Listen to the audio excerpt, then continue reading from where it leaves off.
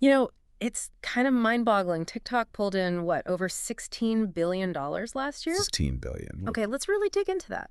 Today on the deep dive, we're looking at social media, but more like, hmm, its DNA, you know? Right. Why do some platforms just explode and others, well, they fizzle out? And what's the actual secret sauce with TikTok? It's grabbed, like, billions of people. What's really striking is just how fast everything moves in this digital world. Ah, I mean, think about Vine or even oh, Clubhouse. see, the Clubhouse buzz. Exactly. Huge for a minute then. Yeah. Interest fades. Even the giants like Facebook, they have to keep adapting. So, yeah, our aim today is to really pull apart the forces driving all these shifts. Exactly. And we've got some great stuff to look at analyses on how platforms evolve, their strategies, and a really detailed breakdown of TikTok's design, why it's so effective. Mm. So the goal is to give you, the listener, a clear picture of why certain platforms just grab us and, hold our attention. Whether you're looking at it for marketing or just curious about like the whole digital scene or where it's all headed, this should give you some real food for thought. Absolutely. And I think if we step back, it's clear that you really need to understand not just what users are doing, but the why. Psychology behind it. Exactly. And how the platform design itself pushes that behavior. That's essential for anyone trying to navigate this space now. Okay, so let's kick off with that big picture, this constantly shifting landscape. It really feels like there's always something new popping up, or the old favorites are changing their tune. That's totally right. The whole social media arena is, well, it's always in motion. Platforms can get huge traction and then lose it incredibly Like you fast. said, Vine. Vine's moment, yeah, or that intense period with Clubhouse. It just shows how vital it is for everyone, especially if you're trying to connect with an audience to be uh, agile. You need to be looking ahead. Right. Standing still is not an option. Not at all. And a huge example of a platform that's definitely shifting is Facebook, isn't it? Well, it doesn't feel like the main hangout for younger users anymore. Well, what's interesting there is seeing how Facebook has kind of evolved. Yeah. It's definitely leaning towards a more mature user base now, Hmm. 35 and up, largely. Right. So for anyone trying to reach people there, that suggests maybe a shift in thinking. How so? Well, instead of just copying what works on, say, TikTok, it might be smarter to focus on like longer stories, maybe more in-depth testimonials, and really build engagement inside those specific groups. Okay. And the changing demographics, well, they probably mean you need to look hard at where your ad money is actually going. Is it still the button place for certain campaigns? That's a really good point. So while Facebook is maybe skewing older, Instagram still feels pretty strong, especially with all the visuals and reels. Precisely. Instagram's kept its momentum by really doubling down on visual storytelling. Mm. And they integrated Reels, short-form video, really successfully. Yeah, reels are everywhere. They are. So if you want broad reach, especially with younger people, you kind of have to be using Reels. It seems like the platform is also pushing more into um, e-commerce within the app itself. Shopping right there. Yeah, and using AI to kind of curate what you see. Hmm. The vibe is definitely fast-paced, entertaining, shareable video, stuff with interactive bits. Okay, then there's X, Twitter, as it was. That feels like it's really changing, like what it even is. That does raise a big question, doesn't it? Where is X actually going? It's moved past just short text. Now you've got audio spaces, really long posts. Yeah, the long coasts are different. The focus feels like it's shifting, maybe less about just broadcasting info and more towards real-time chats and building those niche It's communities. for brands. It could mean jumping into relevant trends more actively and engaging right inside those interest groups, not just, pushing out announcements like before. Right, being part of the conversation. Exactly. And then, okay, we have to talk about TikTok. It's just this undeniable force. It felt like it came from nowhere, and now it dominates so much. What's truly amazing about TikTok is that algorithm underneath it all. Hmm. It's really become the benchmark, the gold standard for personalizing content and the short-form video format. It's completely changed how brands can grab attention. For everything, right? Entertainment, learning. Entertainment, education, even selling stuff, Mm. and the sheer time people spend on there. It's huge. It makes it a primary spot for finding new brands, for those, viral cultural moments we see. And the growth is just staggering. You said, what, 55 million users in 2018? To nearly 1.5 billion by 2022. It's Yeah. incredible. And the revenue numbers match that trajectory. Wow. Yeah. And, despite facing some government scrutiny here and And there, guidelines. its cultural impact just keeps growing. And it's not just short videos anymore. They're moving into longer stuff, integrated shopping. It's becoming a major e-commerce player. Especially with that younger audience. Definitely. What is it, 41% are between 16 and 24? That's a massive chunk. Okay, now, switching gears a bit. Hmm. What about platforms like Burial? That feels like the total opposite end, all about like unfiltered reality. Burial's approach, focusing on spontaneity, no filters. Yeah. It's a really interesting counterpoint. Yeah. Now, it might not be built for traditional ads, but its core message authenticity that's definitely leaking into user expectations everywhere else. So people want more realness across the board. It seems like it. We're seeing brands trying to show more behind-the-scenes stuff, trying to seem more human. That desire for genuine connection feels like a pretty significant trend. Interesting. And then there's Snapchat. I feel like maybe that some people wrote it off for a while, but it seems to be having a comeback, especially with Gen Z. Snapchat's resurgence really highlights how important it is to keep innovating. Right, you can't stand still. Exactly.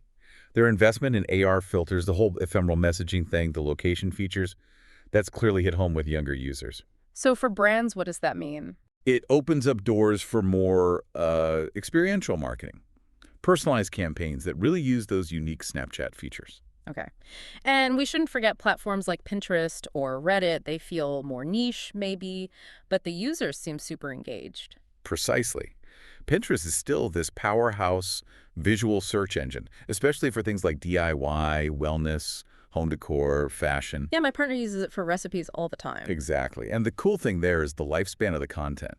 Pins stick around for ages. That's true. So for marketers, it's all about really strong visuals and good keywords.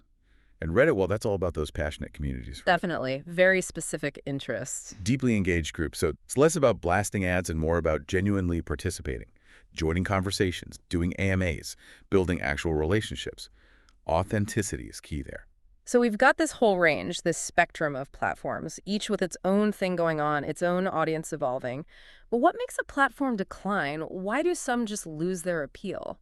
Well, one big factor can be over-commercialization. Too many ads. Yeah, exactly. When users feel like their feed is just choked with ads, drowning out the stuff they actually came to see from friends or creators, they start looking elsewhere. I remember people complaining about that with Facebook changes. There was definitely some user backlash around certain algorithm shifts there, yeah. Another huge thing is just stagnation. Yeah. Failing to innovate, failing to keep up with what users want now. Like Snapchat before its revival. That's a potential example, yeah. Users today seem to really value authenticity, like we talked about with BeReal's influence. They want video-first experiences, and they expect things to be intuitive, easy to use. That makes total sense. You really can't afford to get complacent in this kind of environment. Okay, so then how do we even measure success anymore? It's not just about likes and followers, right? That feels kind of old school. Absolutely not. The focus has really shifted away from those vanity metrics. They're easy to inflate, but don't tell you much. So what matters now? More meaningful things, like engagement rates are people actually interacting, commenting, sharing. Yeah. Your actual reach, click-through rates, if that's relevant, Yeah. and ultimately conversions. Are your efforts actually leading to the outcomes you want? Okay. But, and this is crucial, you have to look at it in context. What's a good engagement rate on TikTok is totally different from Facebook, for example. You're right. Depends on the platform and your goals. Exactly. Yeah. You need clear, measurable goals. Smart goals, ideally, and then you use the tools. The platforms themselves have analytics, plus their third-party options. You monitor, you see what's working, you adjust. Continuous refinement. Okay, so we've kind of painted this broad picture of the social media world. Now, I really want to zoom in on TikTok. You mentioned its design earlier, and it sounds like that's just fundamental to its whole success story. It really is. TikTok is just this incredible case study in how super thoughtful design can power that kind of explosive growth and really deep user engagement. It went from musical.ly, the lip sync app. Right, from that simple app to this global behemoth valued at, hundreds of billions. And a huge part of that is down to its, well, revolutionary approach to user experience. So what is the magic formula then? What are the psychological tricks or principles that make TikTok's design so sticky? Well, at its heart, TikTok has basically perfected what psychologists call a dopamine-driven feedback loop. Dopamine, the pleasure chemical. Yeah, exactly. That messenger in your brain linked to reward and pleasure. The platform is basically engineered to trigger little dopamine hits from the second you open it, just a constant stream of potentially engaging stuff. And that creates this really powerful psychological reward that just makes you want to keep scrolling, keep it going. It really does feel almost addictive sometimes, that just one more video feeling. That feeling is very much intentional. TikTok uses a really clever reward system. You get visual rewards from the videos themselves, obviously. You get social validation, likes, comments. If you made videos, you get creating satisfaction from the easy tools. And then there's community recognition, like shares and duets. Yep. But the key is, it all works on what's called a variable reward schedule, like a slot machine, basically. You don't know when the payoff is coming. Exactly. You don't know when you'll see that perfect video, the one that makes you laugh or teaches you something cool. And that uncertainty is incredibly powerful for building habits. It keeps you hooked, anticipating that next hit. That's fascinating. So it's not just random luck. There's real strategy there. What about just interacting with it? The swiping up, the short videos. How do those things play into it? That gets into what we call cognitive design. Basically, how the app is built to work with our brains, not against them. Okay. And TikTok really nailed attention span optimization. We all know our attention spans are challenged these days. Tell me about it. Right. So their short-form video format, usually 15 to 60 seconds, fits perfectly into what some call the golden window of initial engagement. It gives you that little hit of satisfaction before your mind really starts to wander. And it's just so effortless. You flick your thumb up, boom, next video. Instantly. Exactly. They've worked hard to minimize decision fatigue. There's this design idea called progressive reduction. Meaning? Essentially, the app strips away unnecessary choices. You don't have to actively choose the next video. The stream just flows based on what it thinks you'll like. Making videos is simple, too. Navigation uses intuitive gestures. The curation is automated. So it doesn't drain your mental energy deciding what to do next. Precisely. That lets you stay in longer, have these more immersive sessions without feeling mentally taxed. It really can put you in that state of flow, can't it? Where you just kind of get lost in the feed. That feeling of being totally absorbed, the flow state, that's absolutely the goal. The smooth transitions, the timing of the content delivery, minimal interruptions, it all feeds into that deep focus. And the full screen video, that creates a kind of tunnel vision effect. It grabs your visual attention and actually helps you remember the content better. Even something as basic as scrolling vertically feels, right? It does. That gesture interface connects to this idea of embodied cognition. Okay, what's that? The idea that our physical movements are linked to our thoughts and feelings. Vertical scrolling mimics how our eyes naturally scan down a page. It's minimal effort, creates a comfortable rhythm. No awkward horizontal swiping needed. Huh. And they even think about where your thumb rests. Oh, yeah. The placement of buttons, like, or comment, often follows the thumb zone principle, making it super easy to use with one hand. Wow. The level of detail is amazing. And I guess the AI, the personalization, that's what makes the For You page the killer feature, right? Absolutely. The For You page, the FYP algorithm, that's the heart of TikTok's personalization engine. It's this constantly evolving dynamic content ecosystem. Dynamic how? It analyzes just a ton of data points in real time for every single user. It's not just videos you liked. It's how long you watch each video, even fractionally. Milliseconds. Potentially. Yeah. Your interaction patterns, likes, comments, shares, follows. What you create, if you do. Yeah. Even context like time of day, your location. It builds this incredibly detailed digital fingerprint of your preferences. It really does feel like it knows what I want to see before I do sometimes. That's the deep learning implementation at work. It's incredibly sophisticated. It picks up on really subtle signals, Like what? like how fast you swipe past a video versus lingering if you rewatch something. Yeah. Your taste in audio, the actual sounds or music tracks, visual styles you seem to prefer, even how long your typical viewing sessions are. It's constantly learning and refining. Wow. And it's not just about the videos themselves. It's also about like how you use the app socially. Exactly. The algorithm figures out your social fingerprint. Yeah. Are you an active participant, commenting and sharing? Or more of a passive lurker? It tracks your creator affinity patterns, how much you engage with certain creators, even beyond just following them. And it even builds a sonic profile based on the music and sounds you respond to. A sonic profile. Yeah, all that data feeds into creating that uniquely tailored feed for you. It really is a masterpiece of design. Even just finding new stuff feels so smooth. The whole content discovery process is designed to be frictionless. That vertical scroll we talked about. Key innovation. Minimal effort, natural movement. Right. Focusing on just one video at a time. reduces cognitive load, helps you immerse yourself, and the autoplay architecture. Yeah, it's instant. Near zero delay. Videos are preloaded smartly, transitions are smooth, buffering is managed intelligently, it keeps you in that flow state.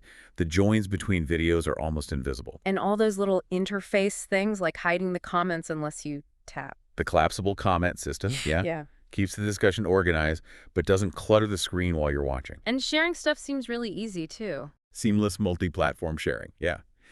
And it usually keeps the TikTok branding and creator credit, which is smart for them.